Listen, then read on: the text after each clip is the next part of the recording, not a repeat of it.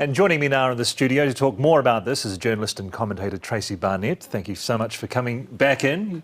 We were here last week talking about this very thing. We were. We both thought that the Republicans would be shamed into doing something, but there is no shame apparently. There is no shame.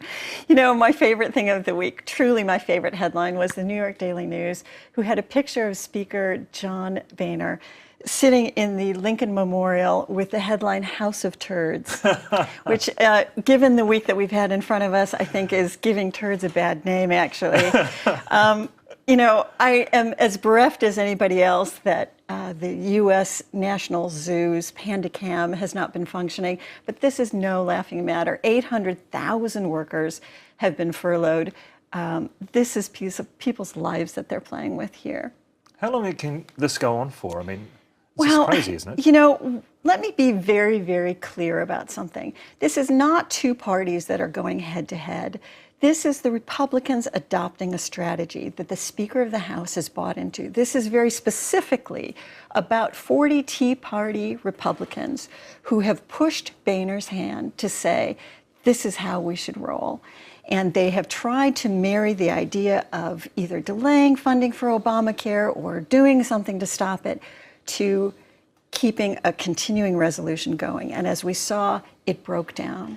What we really need to look out for and what's really happening next is October 17th, when the debt ceiling will be reached. And this is no laughing matter by any stretch. If before this was bumper cars, this would be a train wreck. A train wreck because the U.S. economy, if it defaults on its debts, ripples into every other economy in the world. And whether you like it or not, the U.S. currency is still the base level of where money resides.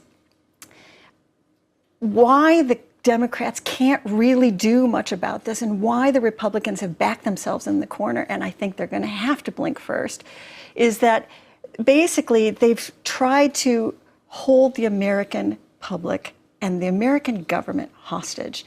And 72% of Americans said, we don't like you marrying this to Obamacare or anything else for that reason.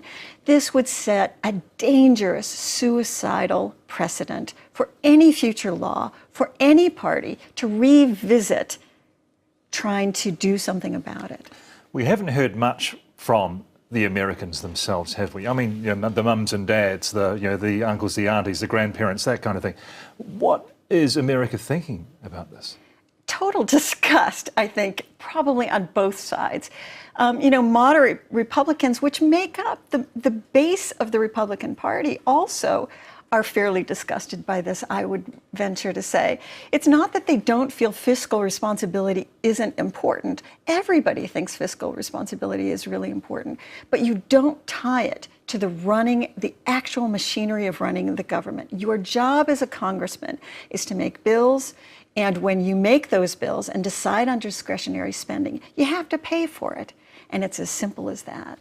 Obama can't back down, clearly. So is there a point where they say, OK, you've made your point, let's move on? They're going to have to.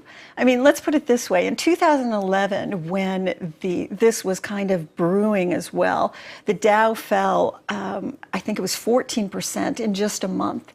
If this default really becomes real, and I don't think Boehner is that irresponsible. I don't think I do think that moderate Republicans will jump in and save the day, because this is truly fiscal irresponsibility.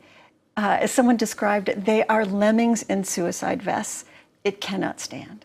Tracey Barnett, thanks for your time this morning. Thanks, Mike.